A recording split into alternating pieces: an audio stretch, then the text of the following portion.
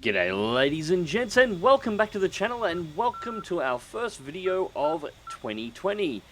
So, my state is burning, the US and Iran are back at it again, and bugger it, I just want to start 2020 on some good news. Thankfully, Eagle Dynamics has actually come across, so this is going to be a little bit of a news video. DCS World. For starters, we're getting a new map, and it's free. So, the January 4th newsletter released just a few hours ago, and it was actually a rather big one. First things first, the Mariana Islands map.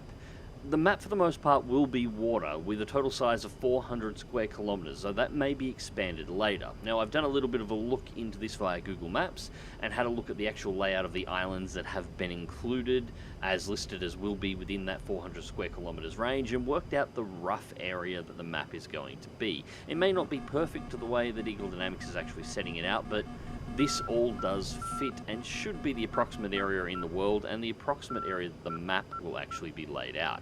Now, the map will include the islands of Guam, Saipan, Tinian, Rota, Farallon de Mandela, and Aguijan. And I think I may have just messed up the pronunciation of some of those, but I'm sure you guys will correct me in the comment section down below. Anyways, the initial screenshots that have been released on this map look fantastic, and as someone that enjoys carrier combat and low-level helicopter flights, I'm actually rather excited for it. Although, at this point, with an almost fully water map coming, I would like to see some new naval assets, along with updates to the existing naval assets, both visually, some of them are rather old, and in regards to damage modeling. If we're going to go full-on into naval combat here, we should probably have some models that are appropriate for it. As a multi-purpose map, with the release of the F4U closing and seemingly more World War II naval aircraft coming, it should serve as quite a nice map for Pacific Theatre combat as well. From the multiplayer side, of course, Airquake was mentioned right away. However, with the islands being arranged in a long chain, I can actually see some really interesting PvE or PvP-PvE combined scenarios actually being set up. The first thing that came to mind for me personally, seeing the island chain, was a tug of war with Red 4 controlling the island on one end of the chain, Blue 4 controlling the other, and having a set interval trigger to release units or a ground force that would attempt to capture the next island in the chain, with constantly generated missions to try and either defend your own capture forces or attack the enemy's capture forces, and PvP just resulting as a side effect of trying to complete these mission objectives. This could actually be a nice long-running scenario where you could have two sustained forces fighting for quite some time over who actually controls the island chain. And that was just off the top of my head looking at the setup. I'm sure better designers out there will be able to come up with a lot more, and that's before taking into account actually having enough water to be able to put down two full carrier groups and have them engage one another without starting immediately or almost immediately within one another's maximum engagement ranges, or without having to restrict certain weapons usage or downsize the size of the escorting fleets in order to stop them from missile striking one another to oblivion before you actually get to engage. That alone is worth the asking price, which is fantastic because the asking price is $0. This is a totally free map.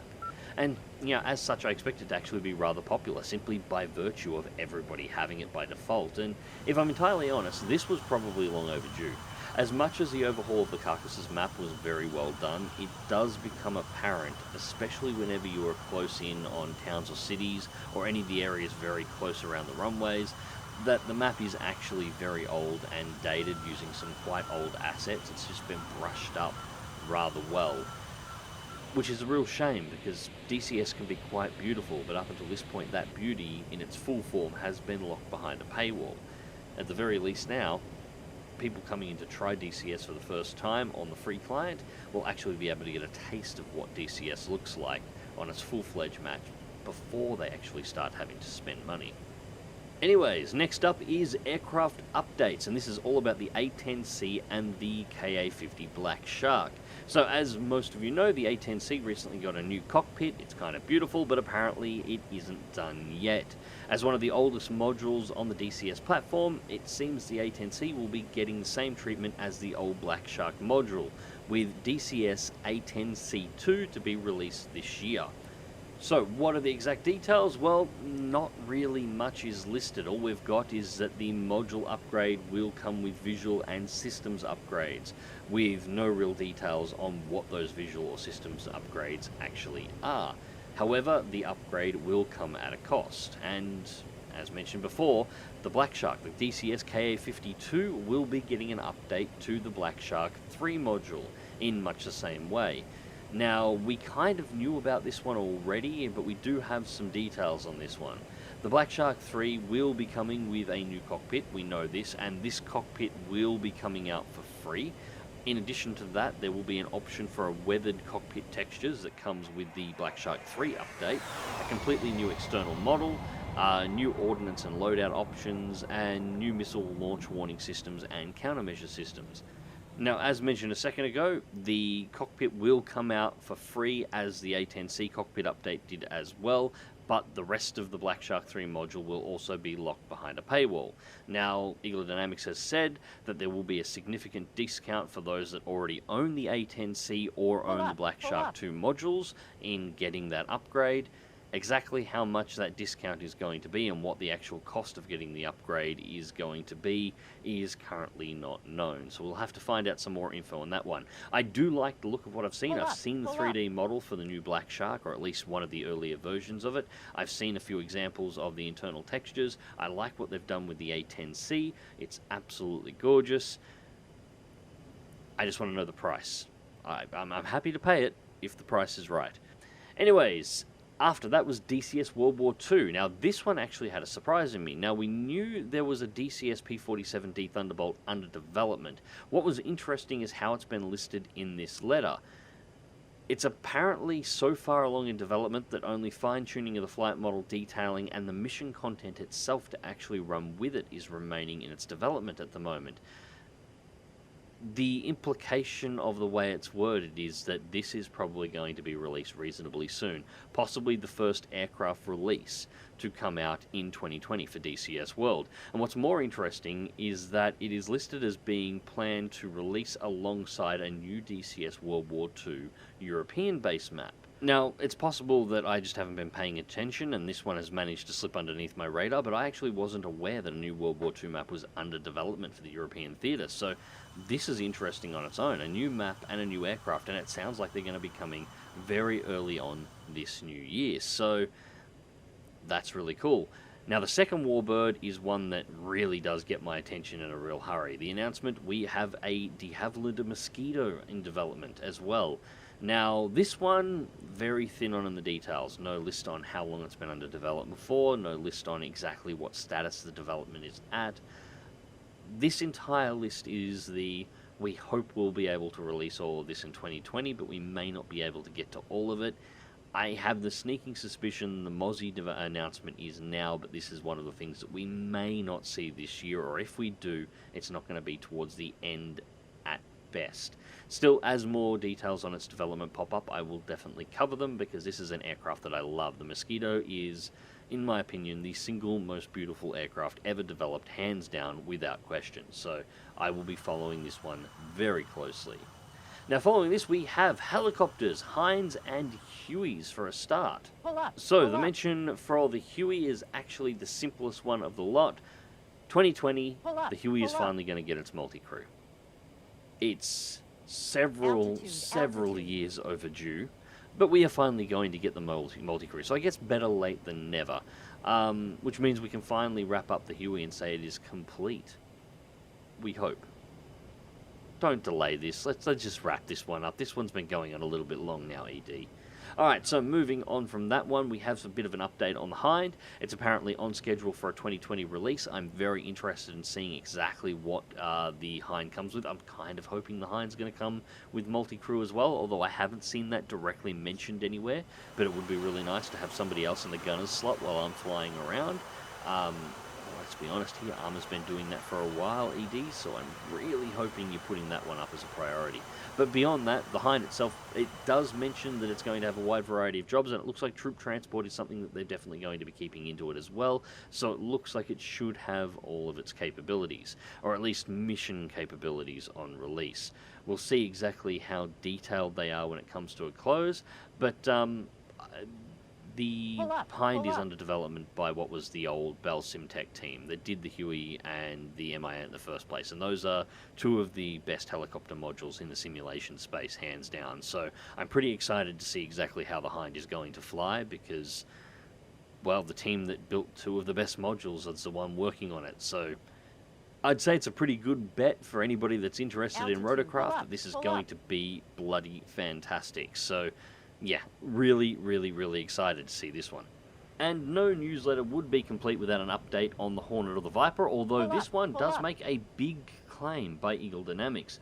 First up, they've indicated that there is actually a separate team working on the Hornet and the Viper to everything else, so the other modules are not going to interfere with them, and their plan is to have all of the new modes set up, all of the new radar modes, all of the new weapons systems, and everything that is needed to complete these modules done, and both aircraft out of early access and complete by the end of 2020. Now, with the Hornet, and knowing Eagle Dynamics and DCS World schedule in general, a 2020 release was entirely expected at this point. It's only really got a couple of things that need to be finished off on it. 2020 out of early access, yeah, entirely expected. The Viper is a more interesting one because, and I'm sure somebody will correct me in the comment section down below if I'm wrong here, but I am pretty sure, looking through all my notes on this end, if Eagle Dynamics can fully complete the Viper and get it out of early access by the end of 2020 into a full release, it will be the single shortest early access period of a DCS module in the history of DCS. That's an impressive turnaround from what was arguably the worst launch of any major aircraft release in DCS history. If they can pull it off, I'm impressed and thumbs up, but that's a hell of a turnaround on a single aircraft. Still, there is a lot of systems compatibility between what has been developed for the F-18 and what's developed for the F-16, so maybe that's speeding things up a little bit. Still, it will be absolutely fantastic if they can pull this off and get both aircraft out of early access by the end of the year. 2 thumbs up. I hope you can do it. I really do hope you can do it. It'll be nice to start seeing some of those little early access tags on the DCS website that we spoke about in the Unprofessionals podcast earlier last year to start disappearing off the website. I would like to see those early access tags start going away. And that brings us down to the final 3 announcements. So the first one and the last one that actually has a date here was Modern Air Combat. Now, that sort of dropped off the radar after its initial announcement previous year, where it was sort of pitched as being a Flaming Cliffs 4. I was quite fond of the idea, but it was a bit of a mixed response for some people. Nobody's been really sure exactly what ED's been doing with this, whether or not they dropped the idea or whether or not they were still working on it in the background. But we finally have some information on it. There's a couple of interesting points in here. So I'm going to read the whole thing verbatim for the moment. Over the past year, a massive amount of work has gone into Modern Air Combat in order to make it a AAA title. During this period, we've also expanded the scope and features of the product substantially. This has led us to push back its release date till 2020.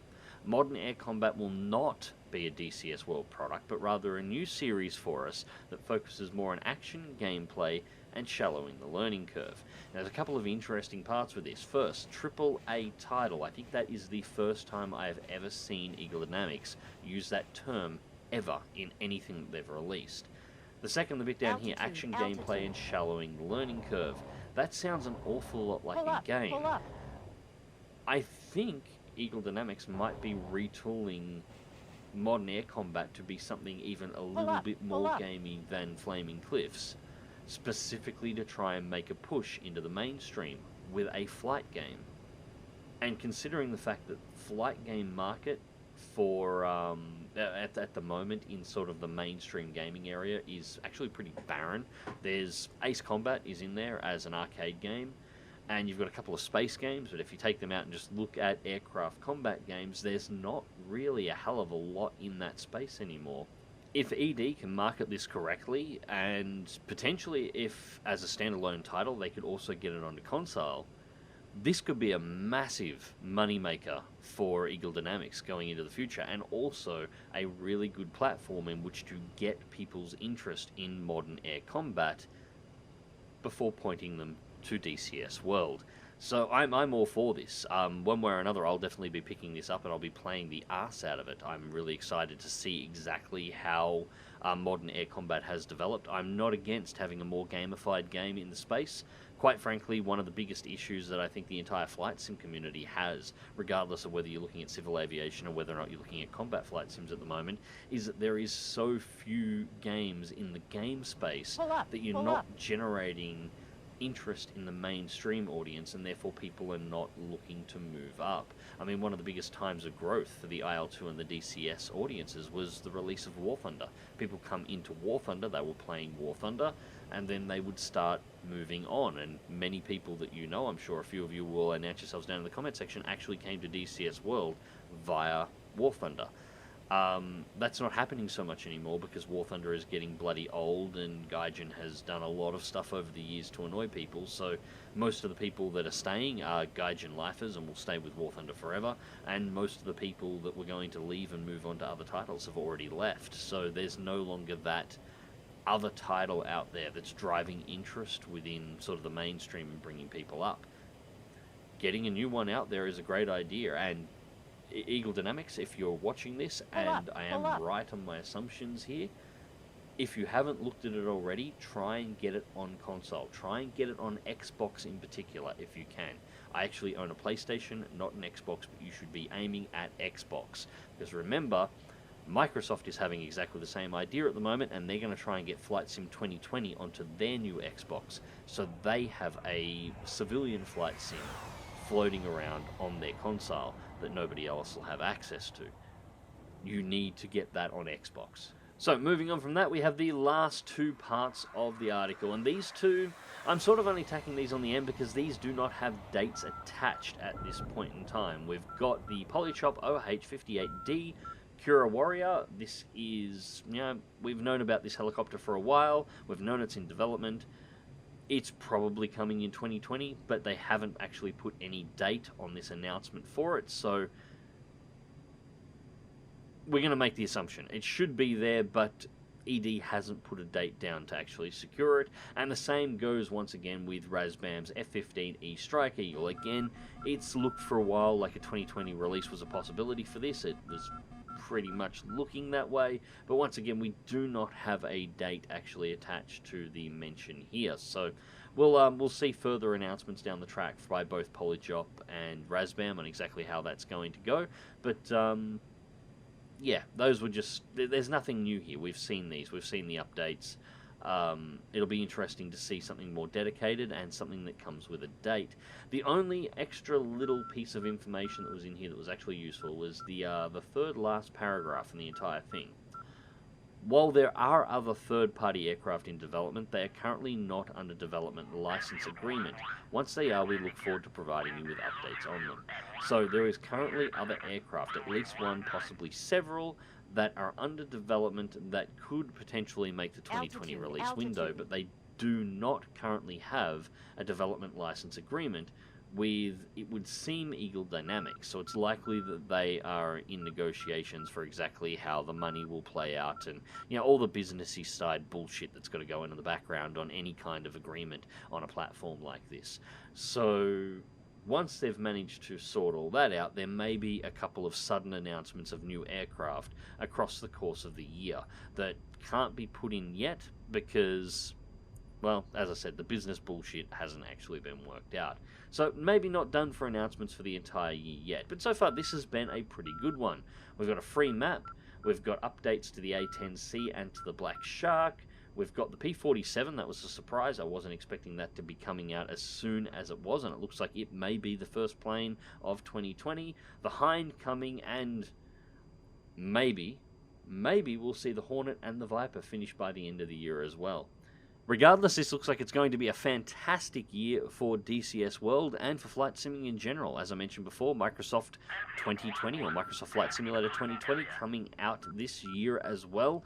Hopefully, this will drive a massive surge in interest, particularly with the console side of things. Hopefully, we'll see a drive of players come into DCS World, and hopefully, well, I'm hoping everybody has a really good year for it. Anyways, ladies and gents, hope you enjoyed the video, and thank you very much for watching. Hope you had a fantastic Christmas and holiday break and a fantastic transfer over into the new year.